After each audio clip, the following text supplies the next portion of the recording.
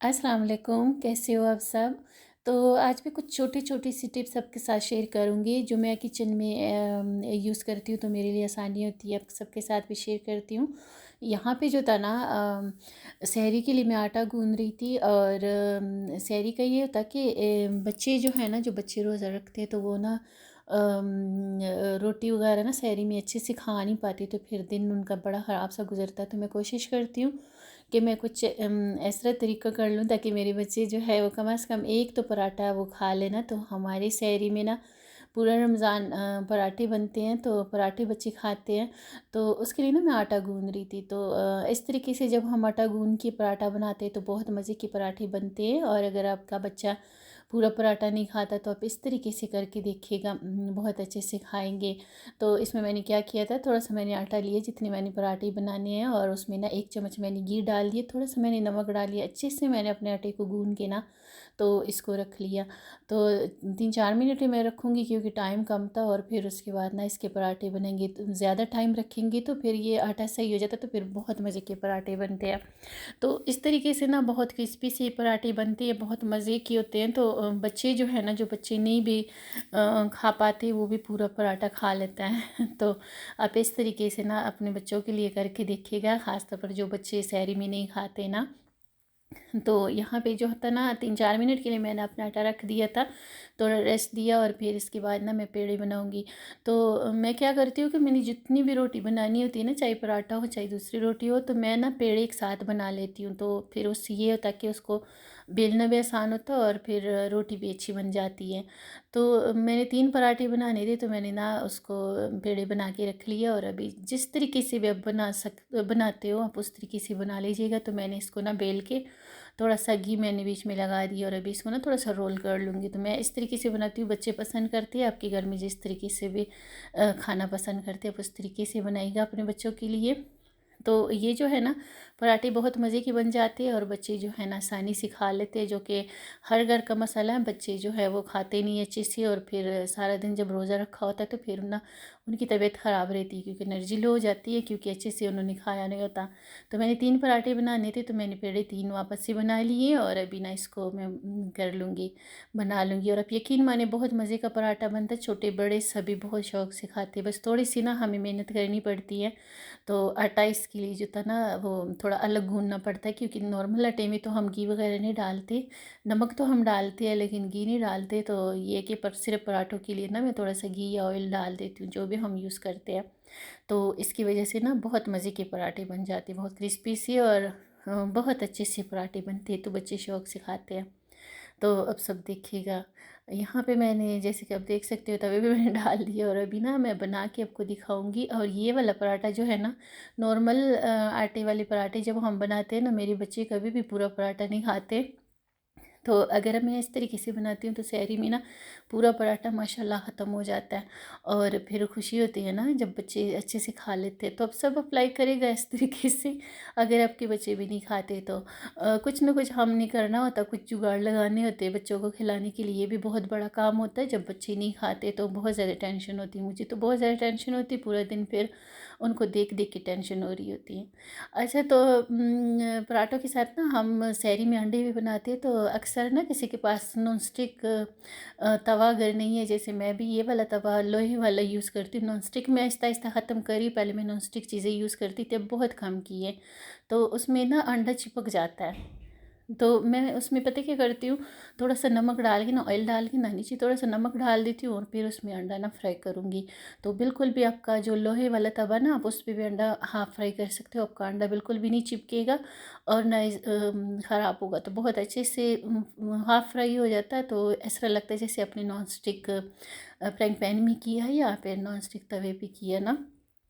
तो इस टाइम पे हमें जल्दी होती है, हम जल्दी जल्दी कर रहे होते हैं क्योंकि शहरी में टाइम कम होता, सारों को हमने चीज़ें पहुंचानी होती। तो बहुत अच्छे से ये हमारा अंडा ना लोहे वाले तवे पे भी फ्राई हो जाता है और ज़रा भी ये चिपकेगा नहीं।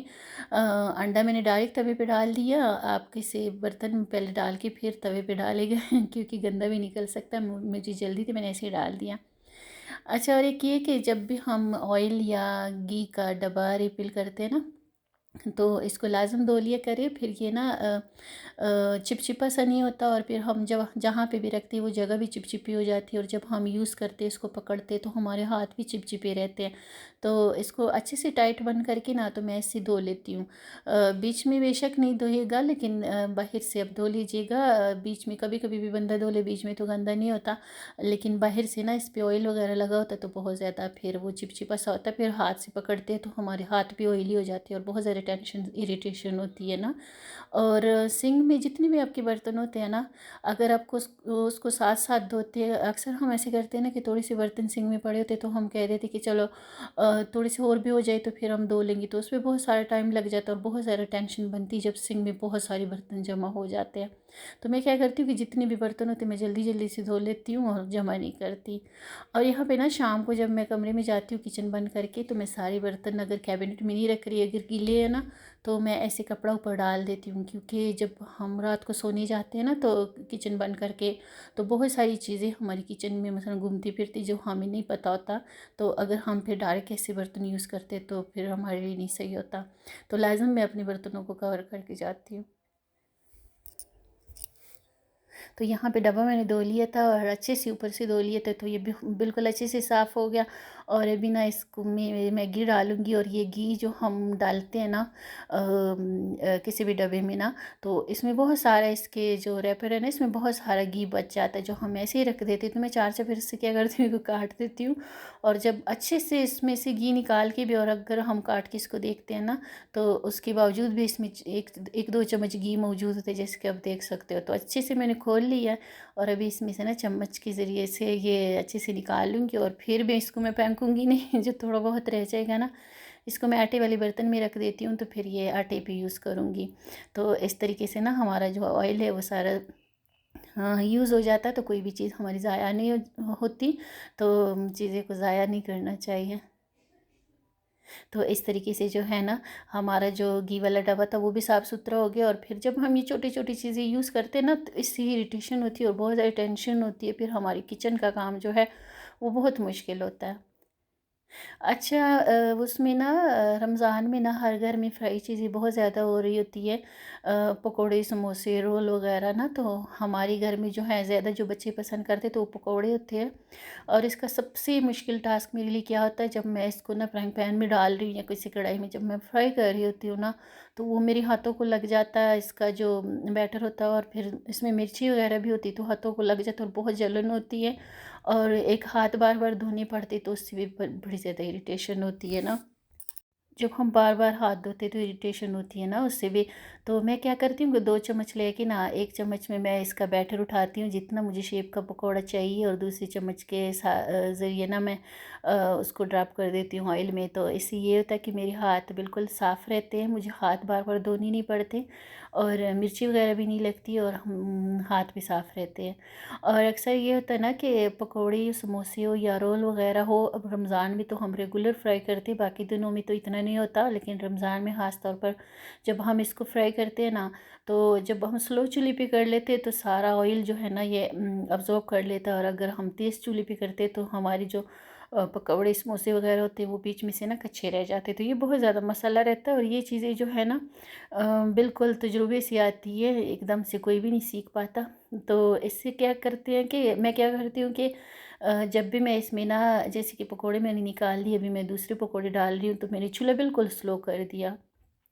तो इससे क्या होगा कि एकदम से जब मैं इसमें पकोड़े डालूँगी ना, तो ऑयल जो है वो ज़्यादा गर्म नहीं होगा, और मेरे जो पकोड़े वो एकदम से जलेंगे भी नहीं। और इससे ये होता है कि पकोड़ों का कलर भी ख़राब नहीं होता, और हमारा जो घी होता है ना या ऑयल जो हम यूज़ कर रहे होते हैं ना, वो भी एकदम से नहीं जल रहा होता। मसलन एकदम से वो जल जाता है ना, काला सा हो जाता है, फिर हम दूसरी चीज़ों में उसको नहीं यूज़ कर सकते। तो इस तरीके से जब भी आप इसमें अपनी चीज़ निकाल के वापस डालते हो ना, तो उसको ना चूल्हे को बिल्कुल स्लो करके उसमें डालेगा, क्योंकि उसका टेम्परेचर थोड़ा कम हो जाता है। तो फिर हमारा ऑयल जो है वो जब डायरेक्ट हम पकौड़ा या समोसा डालते हैं तो वो फिर ऑयल जो हमारा जलता नहीं है, और चीज़ें भी नहीं जलती, और ऑयल भी हमारा काला नहीं होता। तो जैसे कि आप देख सकते हो बहुत अच्छा सा जब इसका थोड़ा सा हल्का हल्का कलर इस पे आ जाएगा ना, तो इसका ना फिर अंदर जो भी हमने डाला हो, आलू हो, पालक हो, प्याज हो, जो भी ना, तो वो अंदर से अच्छे से पक जाता है। तो फिर इसके बाद मैं चूल्हा तेज़ कर लूँगी। तो इससे ये होगा कि ऑयल भी नहीं जलेगा और हमारे जो पकौड़े हैं वो भी नहीं जलेंगे, अंदर तक अच्छे से पक जाएंगे और ऑयल भी ऑब्जॉर्ब नहीं करेगा। तो ये छोटे छोटे से वो होते हैं टिप्स जो तजुर्बे से आते हैं। जितना हम किचन में जितना हम काम करते हैं ना, तो उस तरीके से हमारी चीज़ें सही हो रही होती है और हम भी सीख रहे होते हैं कहीं ना कहीं। तो ये चीज़ें जो है एकदम से नहीं आती, तजुर्बे से आती। जब हम करते हैं प्रैक्टिस से आती है, तो फिर जो है ना हमारी चीज़ें इतनी ज़ाया नहीं होती। तो अक्सर जब हम पकौड़े समोसे फ्राई करते हैं, ख़ास तौर पर पकौड़े ना, तो ऑयल बहुत काला सा हो जाता है। तो मैं इस तरीके से फ्राई करती हूँ, बिल्कुल भी मेरा ऑयल जो है वो काला नहीं होता। और एक ये होता है कि मैं एक साथ बहुत सारा ऑयल नहीं डालती।